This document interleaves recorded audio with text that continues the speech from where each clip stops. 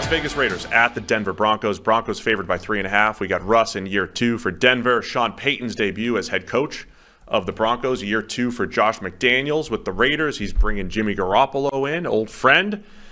What are you looking for in this one? I mean, it's got to be first and foremost Russ, right? Like, what does Russell Wilson look like with Sean Payton calling the shots? Yeah. You see I haven't read the article. Seth Wickersham wrote, one of his sort of, I'm there for a week and a half, taking you inside the thing, and it was Sean Payton in Denver. I've only seen sort of a few quotes and stuff from it, but Payton is like legitimately coming in and laying down the law. Like, this is not the bucket hats. Yeah, well, yeah, but it's more like he also had a quote about, like, for the love of God, stop kissing every baby. You're not running for office. To Russ, like, drop the bullshit. Like, just concentrate on being a quarterback, not, a corny Subway salesman or whatever it is you're doing. Like, he's really coming in. Do you think Russ responds to tough love? That's the thing. I don't know. He had Pete Carroll his entire time. Pete wasn't telling him to stop kissing babies. Right.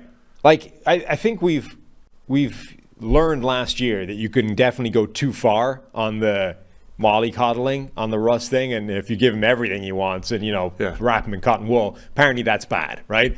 I don't think that necessarily means that the solution is we go 180 the other direction and we are like Bear Bryant, stomping, you do this my way or the highway, like, pull yourself together, I'm in charge. I don't know that that's the right solution either, but that whole dynamic is one of the most fascinating things in the NFL this year. Can Sean Payton fix Russ? Is it fixable? What does it look like? All of that. Yeah, Sean Payton when you look at his career, so he took over for the Saints in 2006, and they go right to the NFC Championship game. They're 10-6 that year. He had Drew Brees for his entire career until the end, until 2021. But there was a lot of years where Sean Payton had Drew Brees and they went 7-9. They went 7-9 4 different times, 8-8 another time, with Drew Brees as the quarterback in New Orleans. Yeah. Now they also hit on one of the best draft classes of all time in 2017. That turned the franchise around, and then they were competitive and playing in NFC championships. They won a Super Bowl, of course, in that mix as well. I'm just curious if the Sean Payton thing works right out of the gate.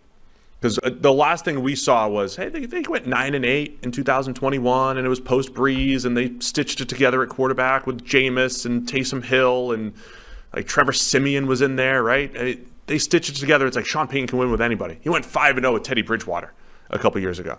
Is that actually the case? But that was after 15 years in New Orleans. Mm-hmm.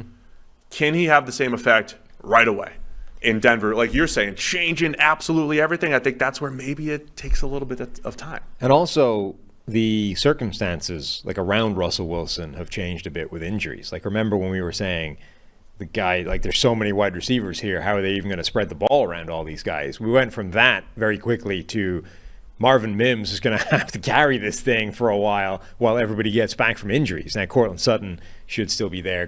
Jerry Jeudy may be back and ready, but his was a hamstring as well, albeit a more, I think, routine, pull than some of these other guys, but that's a potential concern. I just don't know what this Denver offense is going to look like, except they're probably going to be running the ball a lot. And that puts the focus on Javonte Williams, who doesn't have any right to be out there given what he was dealing with as an injury. And yet he was back in preseason, didn't look bad. There was one play where he had the sort of J.K. Dobbins limp run thing going.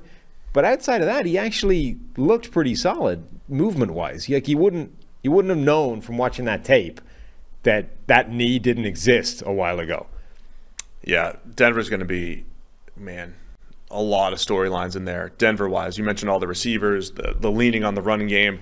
I just wonder if it's going to take a little bit of time, a little bit more time in Denver, because they got playmakers on both sides of the ball. Oakland. Vegas has had, the Raiders have had some success against the Broncos the last couple of years. I don't want to say people are sleeping on Jimmy Garoppolo, but say what you want about him. I think he was elevated statistically, absolutely, by Kyle Shanahan and those playmakers. Mm-hmm. But he's also in a familiar system. This is where he came up in the Patriot system with Josh McDaniels.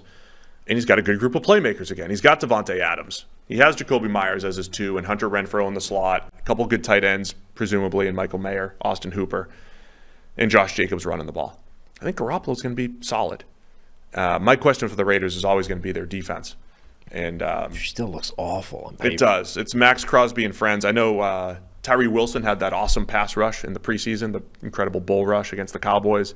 Showed off his potential. I just don't know how much you expect from him. You've also got this right stuff away. that's going on with Chandler Jones right now. Yeah. They apparently sent a crisis team to his house after that.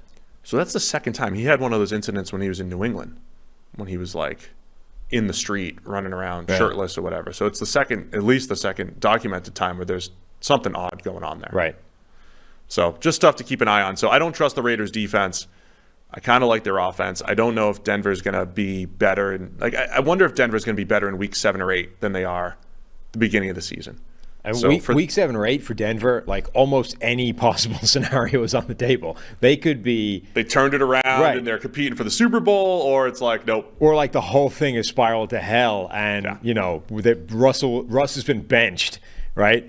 Like Jarrett Stidham is the starting quarterback. Russ is now like a $250 million millstone hanging around the neck of the franchise, just being corny on the sideline. The whole thing could be insane. Where are you going in this one, man? Broncos are favored by 3.5. I buy into Sean Payton and Denver more than I buy into the Raiders. This is where I get in trouble with my picks. I paint this picture that might not have any legs, the picture of Denver starting slow this year in the Sean Payton era, and I'm going to take, in the history here, the Raiders have had success. So I'll take the Raiders to cover the 3.5.